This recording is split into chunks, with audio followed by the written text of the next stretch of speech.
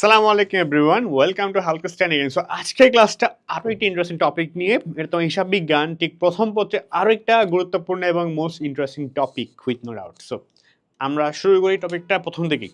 So টপিকটা হলো ভাইয়া প্রারম্ভিক মূলধন এবং সমাপনী মূলধন আর নির্ণয় করে কেমনে, এটা নিয়ে তোমাদের মধ্যে না অনেক কনফিউশন থাকে।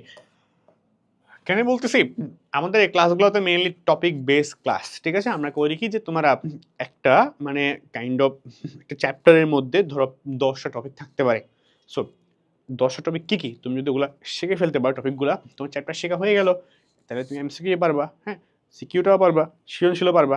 সো আমাদের এই ক্লাসগুলোর মেইন গোলটা হলো তোমাকে ওই স্পেসিফিক টপিকে বস করে দেওয়া, যাতে করে তুমি প্রতিটা টপিক যখন শিখতে যাবা ভেঙে ভেঙে শিখতেছো। তোমরা আলটিমেটলি একটা চ্যাপ্টার পুরো ক্লাস নিচ্ছি না, পুরো ক্লাস আছে থাকার পরেও আবার আমরা ওই চ্যাপ্টারটা আরো ভালোভাবে শিখতে পারো, পুঙ্খানু শিখতে পারো সেজন্য এই ক্লাসগুলা। সো কথা না বাড়িয়ে শুরু করি আজকের ক্লাসটা। টপিক বেস ক্লাসের আরেকটি গুরুত্বপূর্ণ চ্যাপ্টার ক্লাস প্রারম্ভিক মূলধন ও সমাপনী মূলধন। এখন হলে ভাইয়া প্রারম্ভিক মূলধন কি? খুব সিম্পল কথায়, যেই কাইন্ড অফ অর্থ সম্পদ যা আছে একটা প্রতিষ্ঠান ওনার মালিক যখন তার অর্থ সম্পদ যা আছে সবকিছু নিয়ে বছরের ঠিক প্রথম তারিখ বা একটা বিজনেসের ঠিক শুরুর দিন বা বছরের প্রথম তারিখ যা নিয়ে বিজনেসটা শুরু করে, ওই সবগুলা বিষয়কে আমরা কি বলতেছি? প্রারম্ভিক মূলধন বলতেছি। সো একটা বিজনেস প্রতিষ্ঠান ব্যবসা শুরু করার প্রথম দিন বা যে কোনো বছরের শুরুর দিন একটা প্রতিষ্ঠানের মালিক তার প্রতিষ্ঠানে যা নিয়ে ব্যবসা শুরু করে বা তার প্রতিষ্ঠানে 1 তারিখ জানুয়ারি 1 তারিখ যা থাকে বা ব্যবসা শুরুর প্রথম দিন যা থাকে তার ব্যবসা প্রতিষ্ঠানে, হ্যাঁ, শুরু করার জন্য যা থাকে, ওই সবগুলো বিষয়কে আমরা বলতেছি প্রারম্ভিক মূলধন। সো আই হোপ প্রারম্ভিক মূলধন কি তা বোঝা হয়ে গেছে। আর এস সেম এর সমাপনী মূলধন তাহলে কি ভাইয়া? সমাপনী মূলধন হলো যে একটা প্রতিষ্ঠান সে ব্যবসা করলো প্রতি বছর শেষে, মানে ডিসেম্বরের 31 তারিখ তার ব্যবসায়ে যেই অর্থ সম্পদ যা আছে, দায় যা আছে, মানে ব্যবসায়ে তার ব্যবসা প্রতিষ্ঠান তার ব্যবসায়ের শেষ দিন, মানে বছরের শেষ দিন, ব্যবসায় বছরের শেষ দিন তার যা আছে ওই শেষ দিনের অর্থ সম্পদ ওগুলোকে আমরা বলতেছি সমাপনী মূলধন। সো আই হোপ তোমরা প্রারম্ভিক মূলধন কি, সমাপনী মূলধন কি বুঝতে পারছো। এখন ভাইয়া এটা তো একদম থিওরিক্যাল আইডিয়া, এটা বুঝতে পারলাম, বাট যদি ম্যাথ দেয়, ওগুলো তো ম্যাথ আসে, এগুলো তোমার এমসিকিউর জন্য সবচেয়ে ইম্পর্টেন্ট। অনেকে এটা তোমার কি করো, অ্যাডমিশন প্রিপারেশন নিচ্ছ, এটা অ্যাডমিশনেও আসে, এএসসিতেও আসে, সৃজনশীল প্রশ্নেও আসে, মানে এই দুটো টপিক আসে না কোথাও, বাদ নাই, সব কানে আসে। সো এটাকে আমরা বলি এক ঢিলে দুই পাখি মারা, মানে একবার শিখবো সব কানে কাজে লাগবে। সো প্রথমে বলি ভাই প্রারম্ভিক মূলধন তুমি বের করতে পারবা কেমনে, এটা আমরা আজকে কাজ করব। এটাকে আমি 3 স্টার দিই, একটা 3 স্টার টপিক এটা, মানে সব সব কানে প্রয়োজন। সো একটি প্রশ্ন দেখি আমরা। প্রশ্নটা হলো আমরা যেটা সলভ করবো আজকে, যে প্রারম্ভিক মূলধন তহবিল নির্ণয় সমাপনী নগদ উন্নয়ন কেমনে আমরা বের করতে পারি ভাইয়া। সো প্রারম্ভিক মূলধন মানে কি? খুব সিম্পল। প্রারম্ভিক মূলধন মানে হইলো, আমরা এটা মিনিং কি করি, প্রারম্ভিক মূলধন মানে হইলো যে তোমার একটা সূত্র লিখি তো নোট ডাউন করে রাখো, ঠিক আছে? আমি লিখে ফেলি আগে, তা বোঝাচ্ছি।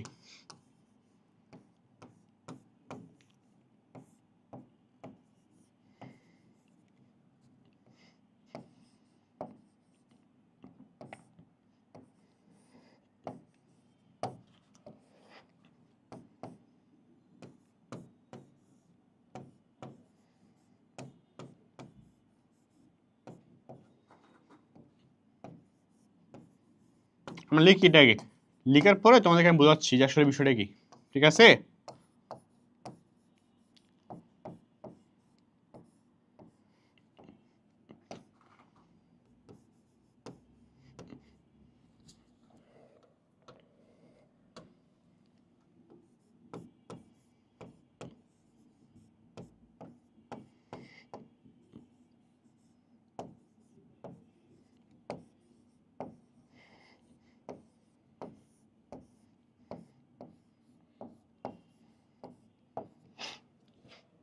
দেখো, আমি একটা সূত্র এখানে লিখলাম ভাইয়া, কি প্রারম্ভিক মোট সম্পদ মাইনাস প্রারম্ভিক মোট দায়। সো আমরা যখন তোমার প্রারম্ভিক মোট সম্পদ থেকে আমরা মোট দায়টা বিয়োগ করব, মাইনাস করব, হ্যাঁ, বিয়োগ করার পরে যাই থাকে সেটা আমার কি, সেটা আমার প্রারম্ভিক মূলধন। সো যারা এখনো জানো না তারা নোট ডাউন করে রাখো ভাইয়া। ওকে, নোট ডাউন করা শেষ হলে আমরা শুরু করি এবার, ঠিক আছে? সো আমি একটা ম্যাথ দেখবো, ম্যাথের প্রারম্ভিক মূলধন কি, তোমরা জানো আসলে প্রারম্ভিক মূলধন কি হয়, প্রারম্ভিক সম্পদ কোনগুলো, প্রারম্ভিক দায় কোনগুলো, তোমরা সবই জানো। ব্যবসা প্রতিষ্ঠান তার শুরু করার দিন যা নিয়ে আসে তার প্রারম্ভিক সম্পদ, যে সম্পদগুলো নিয়ে আসে, আর যে দায়গুলো থাকে তার শুরুর দিন বলে তার প্রারম্ভিক দায়।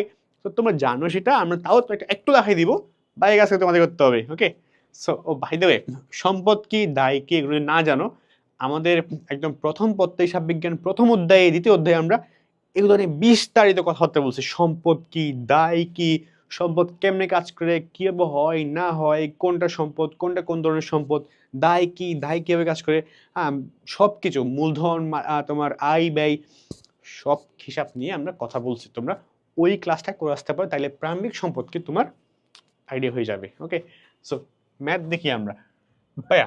প্রথমটা হলো যে একটা ম্যাথ দিল, কুমিল্লা স্টেশন ক্লাব এর 2013 সালের 31 ডিসেম্বর তারিখে সমাপ্ত বছর আয় ব্যয় সংক্রান্ত তথ্য নিরূপ, ঠিক আছে? সো একটা ক্লাব কুমিল্লা স্টেশন ক্লাব, অনেকে কুমিল্লা বলে খারাপ লাগে কিছু নাই, তোমার যেটা ক্লাব, তুমি যে ডিস্ট্রিক্টে, তুমি যদি চুয়াডাঙ্গা হও চুয়াডাঙ্গা স্টেশন ক্লাব, তুমি যদি হও ফিরোজপুর তুমি হও চট্টগ্রাম, ঢাকা হয় ঢাকা, তোমার মতো একটা ক্লাস ইমাজিন করতেই পারো। সো দ্যাট আমাদের কারো যাতে খারাপ না লাগে, ভাই আমি তো এটা আমি কুমিল্লা কেন করবো, জোকে পার্ট। সো শুরু করি। তারপরটা হলো ভাইয়া হাতে নগদ। দেখো হাতে নগদ যেটা, এটা প্রশ্ন, শিওরিটি প্রশ্ন, ঠিক আছে? উদ্দীপক কি বলে, হাতে নগদ 1 তারিখ।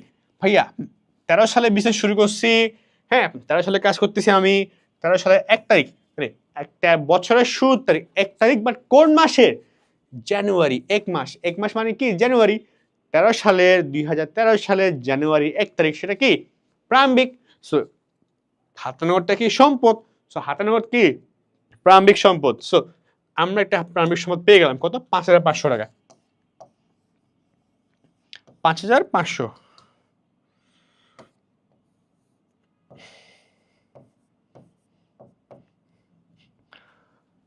তারপর আমরা অনেক কিছু পাই, আর এগুলো তো কিছু বলা নেই, মানে এগুলো যদি কিছু না বললে, যদি 1 তারিখ হলে এটা মেনশন করে দিবে, যদি মেনশন না করে বুঝবে এটা সমাপনী, ঠিক আছে? বা বছরের বিভিন্ন সময় এটা ঘটছে, কিন্তু 1 তারিখ না। সো এখানে ছাড়া কিছু বলা নেই, বিভিন্ন সময় হইতে পারে। সো আর কোথায় আছে, দেখো নতুন আসবাবপত্র ক্রয়, এটা সম্পদ না, কবে কিনছে, 1 তারিখ, বাট কবে, 4 মাস। এটা কি তাহলে ভাই, এটা তো 1 তারিখ কিন্তু 4 মাস, 4 মাস মানে কি বছর যেখানে সময়, কিন্তু জানুয়ারি 1 তারিখ না, যেহেতু জানুয়ারির 1 তারিখ না, আমরা সেটা দেখবো না প্রারম্ভিক মোট সম্পদের ক্ষেত্রে। তারপর তোমার অনেক কিছু আছে, এখানে অনেকগুলো আছে তোমার দিয়ে দিল এখানে, 1 জানুয়ারি তারিখে অন্যান্য খতিয়ান, 1 জানুয়ারি 1 তারিখে সব কিছু দিয়েছে, কি আসবাবপত্র সম্পদ, এটা প্রারম্ভিক সম্পদ। প্রারম্ভিক সম্পদ, ভূমি দালাঙ্কটা 1,000 টাকা, কি ভূমি দালাঙ্কটা সম্পদ, প্রারম্ভিক সম্পদ, এগুলো হলো সম্পদ। ঠিক তেমনি এখানে তুমি প্রারম্ভিক দায় পাবা, দায় তুমি পাবা হয়ে যাবা, হ্যাঁ বিগত বছরে পরিশোধ করা হয়েছে সামথিং লাইক, হ্যাঁ। সো এখানে কিন্তু আমরা অনেকগুলো প্রারম্ভিক দায় পাচ্ছি, রাইট?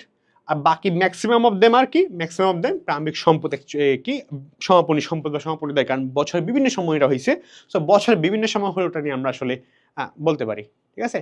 সো যদি মানে লাইক হলো আমাদেরকে এখানের মধ্যে একটা বিবরণ করতে হচ্ছে আয় ব্যয়।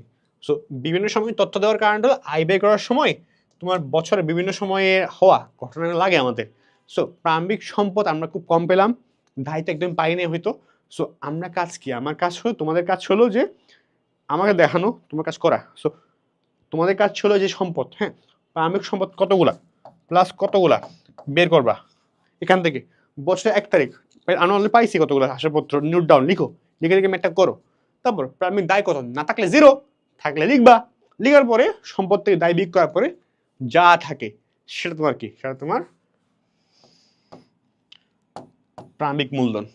ওকে, সো সিম্পল সূত্র, প্রারম্ভিক মোট সম্পদ থেকে প্রারম্ভিক মূলধন দিলে পাবো, এটা আমরা পেয়ে গেলাম। তারপর তোমার খতে বলছিল কি ভাইয়া, সমাপনী মূলধন। কি বলছে? সমাপনী মূলধন। ওটা দেখি, ধরো আমরা এখানে কাজ করি, এখানে লিখি একটু। তোমাকে তারপর কি বলছে ভাই? সমাপনী মূলধন বের করো। সমাপনী মূলধন, সমাপনী, আমি লিখি এটা, সমাপনী মূলধন নির্ণয়।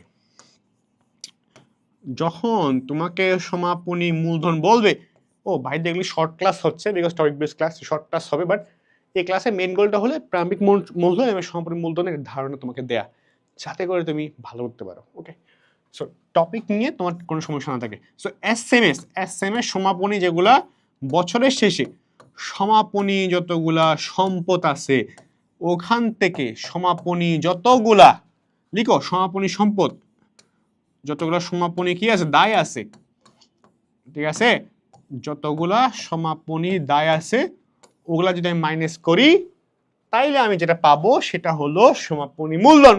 তো সমাপনী মোট সম্পদ থেকে এটা কি ভাইয়া? মোট সম্পদ। এখান থেকে সমাপনী মোট দায় বিয়োগ করলে যা থাকে সমাপনী মূলধন। সো আই হোপ তো তোমার জানা সমাপনী সম্পদ কোনগুলা। একটা এক্সাম্পল দিতে পারি। দেখো যেমন এই যে একটা দেই, দেখো একটা বছরে কিনো না, যে তোমাকে এক্সাম্পল যদি আমি দেই তোমাকে একটা, প্রথম থেকে আমি পড়ে যাই, এটা তো প্রারম্ভিক চাঁদা, প্রবেশপত্র ছাপা, এগুলো তো খরচ খরচ খরচ। হ্যাঁ, নতুন আসবাবপত্র ক্রয়। সো এটা কিন্তু তোমার কি নতুন আসবাবপত্র, এমন কি যে একটা আসবাবপত্র, তুমি কিনলা, আসবাবপত্র আছে কিনলা, এটা ফেলে দিবা এখন নষ্ট হয়ে যাবে এমন না।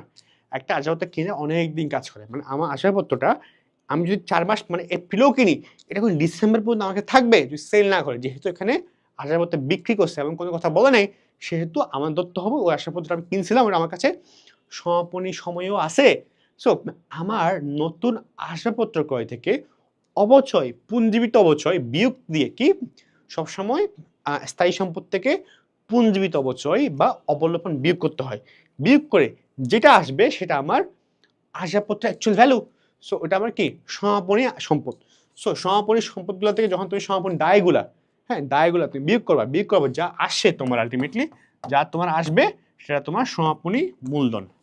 সো কঠিন কিছু কিন্তু না, আলটিমেটলি সূত্র। মানে এই চ্যাপ্টারের সবচেয়ে ইম্পর্টেন্ট পার্ট হলো, বাই দ্য ওয়ে শুরুতে বলছিলাম এটা প্রথম পত্রে, বাট না, এই ম্যাথ প্রথম পত্র, দ্বিতীয় পত্র, অ্যাডমিশনে সবখানেই কাজে আসে, সবখানেই। সো প্রথম পত্রের জন্য না, সেকেন্ড পত্রের জন্য না, এটা অ্যাকচুয়ালি সার্বজনীন একটা টপিক, প্রচুর আসে। প্রথম পত্র এক্সামও দেখবে কোয়েশ্চেনটা আসছে, সেকেন্ড পত্র এক্সামও দেখবে সেম কোয়েশ্চেনটা আসছে। সো আই হোপ আজকের ক্লাসটা করার পরে তোমার প্রারম্ভিক মূলধন, সমাপনী মূলধনের যাই সমস্যা ছিল সবগুলো সলভ হয়ে গেছে। সো এইভাবে বাকি ক্লাসগুলো করতে থাকো। আই হোপ বাকি টপিকের ক্লাসগুলো করলে তোমার, এবং ফুল লেন্দি ক্লাস কিন্তু আছে ওই এই কোর্সের মধ্যে, হ্যাঁ। সো আই হোপ তোমার যতগুলো ইস্যু আছে অ্যাডমিশনে বলো, তুমি একটা অ্যাডমিশনের ক্যান্ডিডেট যদি হও, সমস্যা নেই, তোমার জন্য ভিডিওটা তোমার জন্য, বা এএসসি যেই কোর্সে তুমি আসো ক্লাসগুলো প্লিজ করো যেগুলো তোমাকে দেওয়া হয়েছে। আই গেস বা আই বিলিভ তুমি অনেক বেশি বেনিফিটেড হবা। সো দেখা হচ্ছে পরবর্তী কোনো ক্লাসে। টিল দেন আল্লাহ হাফেজ এন্ড আসসালামু আলাইকুম।